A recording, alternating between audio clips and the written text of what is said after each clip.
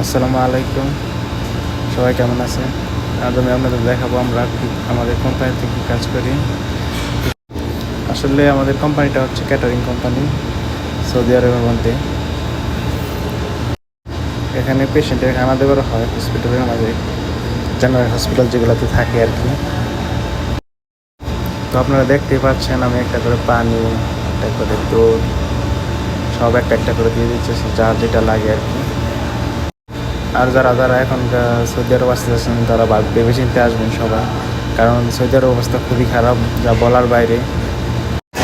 আপনি যদি সৌদি আসতে চান, আগে জানুন কোন কোম্পানি ভালো, আকামা ঠিক মতো দেয় কিনা, সব জেনে তারপরে সৌদি আরব আসুন, ঠিক আছে?